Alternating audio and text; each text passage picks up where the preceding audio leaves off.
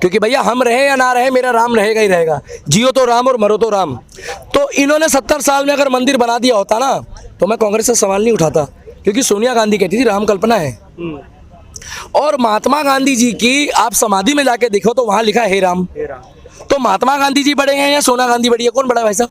मुझे कांग्रेस से कोई दिक्कत नहीं है। कांग्रेस में संजय गांधी बहुत बढ़िया आदमी था, और जो बढ़िया था ना उसके साथ क्या करा मालूम है? समझ गए भाई साहब? तो इसमें भी आपने कम से कम 10 परिवारों को रोजगार दे दिया है। माइक खरीदा है, तार खरीदी है, लाइट खरीदी है, कैमरा खरीदा है, स्टैंड खरीदा है, 10 तरह की चीज खरीदी तो 100 लोगों को रोजगार मिला। तो ये भी तो आपने एक तरह से लोगों को रोजगार दिया है, और आपको भी रोजगार मिल गया है। और आज जाके देखो वहां पर अस्पतालों में लाइन लगी है।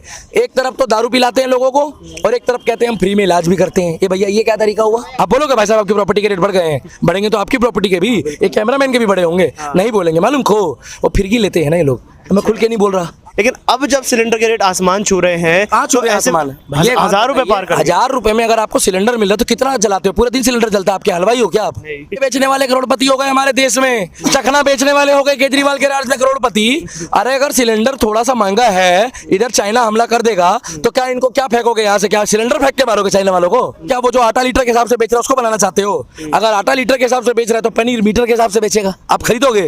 अच्छा, तो फिर जो तीसरा मोर्चा भी तो खोल सकते हैं। केजरीवाल जी कह रहे हैं वो प्रधानमंत्री पद के दावेदार तो Anna Hazare ji is back. Anna Hazare is back. Anna Hazare जिस दिन इनके आगे के खड़ा हो गया उस दिन इनकी इट्टी सिट्टी गुल है। क्या इट्टी और सिट्टी? क्योंकि अन्ना हजारे जी जब इनके पर्चे खोलेगा ना, ऐसे लोगों को प्रधानमंत्री बनाओगे आप, जो गुरु का सगा नहीं, जो मित्रों का सगा नहीं, जो बच्चों का सगा नहीं, जो दोस्तों का सगा नहीं, और ऐसा कोई सगा नहीं जिसको उसने ठगा नहीं। तो आप बताओ।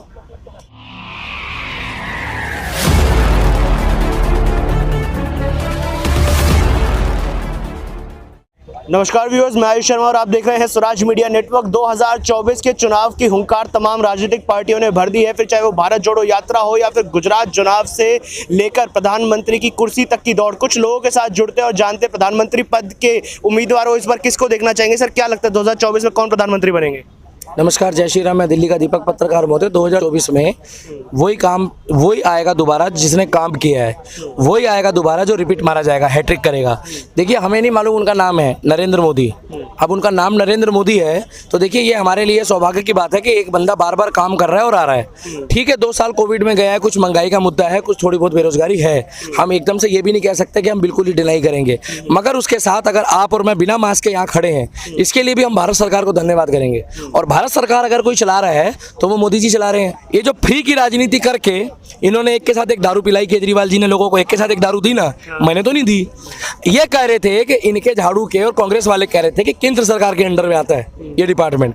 अगर केंद्र सरकार के अंडर में आता है तो जो तुम्हारा शिक्षा मंत्री वही दारू मंत्री हुआ ना, उसी ने आके कैमरे के आगे बोला कि हम अपनी पुरानी शराब नीतियां जो है वो DSI DC वाली वापस ला रहे हैं। आज सारे सरकारी ठेके बन गए। पहले जो प्राइवेट इन्होंने बना रखे थे, पहले बोर्ड था प्राइवेट, सबके अपने अपने नाम थे, और एक के साथ एक दारू, नकली दारू, गलत दारू। और आज जाके देखो वहाँ पर अस्पतालों में लाइन लगी है। एक तरफ तो दारू पिलाते हैं लोगों को, और एक तरफ कहते हैं हम फ्री में इलाज भी करते हैं। ये भैया ये क्या तरीका हुआ कि पहले तो तुम किसी को बीमार कर दो, एक तरफ तुम लोगों को प्रदूषित पानी पिला रहे हो, फ्री तो कहीं नहीं मिल रहा भाई साहब, और एक तरफ जाके कह रहे हो कि हम अस्पताल में इलाज फ्री कर रहे हैं। तो क्या आप बीमार होना पसंद करोगे फ्री में इलाज कराने के लिए, या स्वस्थ रहना पसंद करोगे? पहले आप बताओ पत्रकार। हर कोई स्वस्थ रहना पसंद आप बीमार होने के बाद फ्री में इलाज कराने के इच्छुक हो?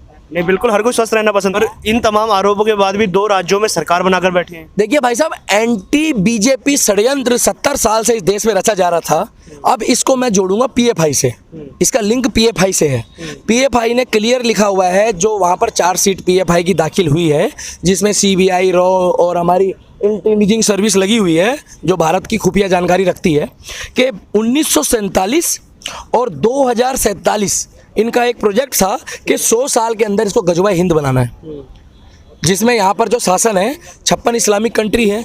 हम ये नहीं कह रहे हैं कि इसको हिंदू राष्ट्र बना दो, मगर जब पूरे वर्ल्ड में एक हिंदुस्तान बचा है तो हम हिंदू तो यहाँ सेफ रहें। आप सोच नहीं चुनोगे? अब आप बताइए मेरे को कि अगर यहाँ पर हमारे सैनिकों की गर्दन के साथ जब पाकिस्तान लेके जाता, फुटबॉल खेलता था, आपको वो सरकार पसंद है, और जो घर में घुस के मार रहा है वो पसंद है, मगर सिलेंडर 100 रुपये महंगा मिलेगा भाई साहब? कौन सी सरकार पसंद है आपको? आपकी भी तो कुछ राय होगी, बताइए ना।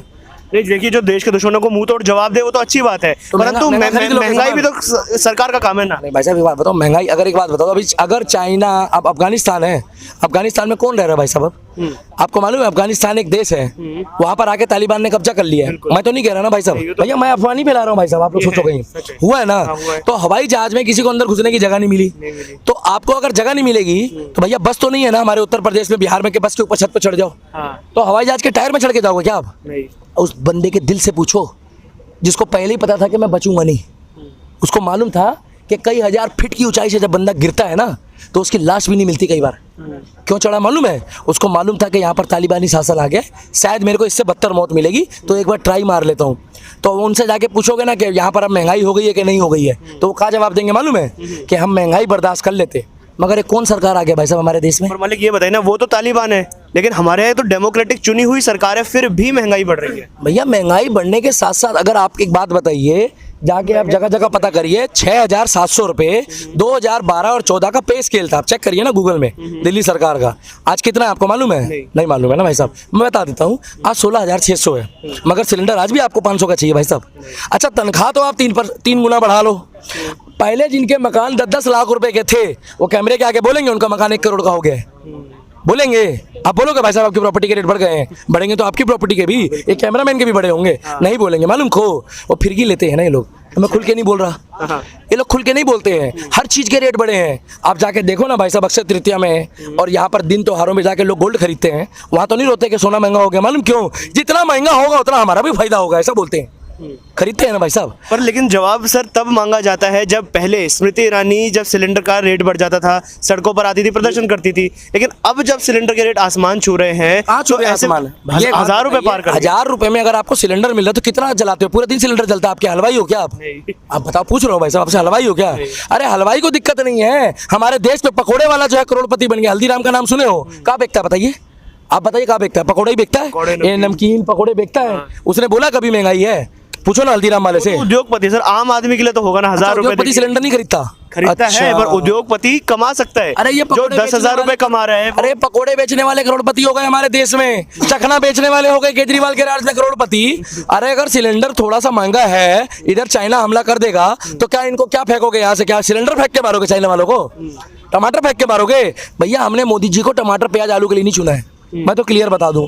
और मर्जी है तो भैया जो लोग वोट दे रहे हैं वो दे, अगर राष्ट्र पसंद है तो, क्योंकि राष्ट्र के लिए चुनोगे तो शेर पालो, और शेर को पालोगे तो खर्चा तो होगा भाई साहब। अच्छा, तो अब राष्ट्र 2024 में क्या शेर पालेगा? एक तरफा होगा भाई साहब, नहीं तो क्या वो जो आटा लीटर के हिसाब से बेच रहा है उसको बनाना चाहते हो? अगर आटा लीटर के हिसाब से बेच रहा है तो पनीर मीटर के हिसाब से बेचेगा, आप खरीदोगे? अच्छा, तो फिर जो तीसरा मोर्चा भी तो खोल सकते हैं, केजरीवाल जी कह रहे हैं वो प्रधानमंत्री पद के दावेदार तो Anna Hazare ji is back, Anna Hazare is back. Anna Hazare जिस दिन इनके आगे के खड़ा हो गया उस दिन इनकी इट्टी सिट्टी गुल है। क्या इट्टी और सिट्टी? क्योंकि अन्ना हजारे जी जब इनके पर्चे खोलेगा ना ऐसे, जन लोकपाल बिल, मोहल्ला सभा, दारू के ठेके, जमुना सफाई अभियान, और ये जो जगह जगह जो माहौल खराब करा हुआ इन्होंने, जो इनकी पार्टी के भ्रष्टाचारी नेता है, ये कट्टर अपने आप को ईमानदार बताते हैं और इन्हीं की पार्टी में कट्टर भ्रष्टाचारी निकल रहे हैं। तो आप बताइए ना, इसका जवाब दीजिए ना भाई साहब। ऐसे लोगों को प्रधानमंत्री बनाओगे आप, जो गुरु का सगा नहीं, जो मित्रों का सगा नहीं, जो बच्चों का सगा नहीं, जो दोस्तों का सगा नहीं, और ऐसा कोई सगा नहीं जिसको उसने ठगा नहीं? तो आप बताओ भैया, हम उसको चुनेंगे जो सुबह उठता है और कहता है राम राम हर हर महादेव। हमारी मर्जी भैया, हमारा वोट है, हम तो देंगे।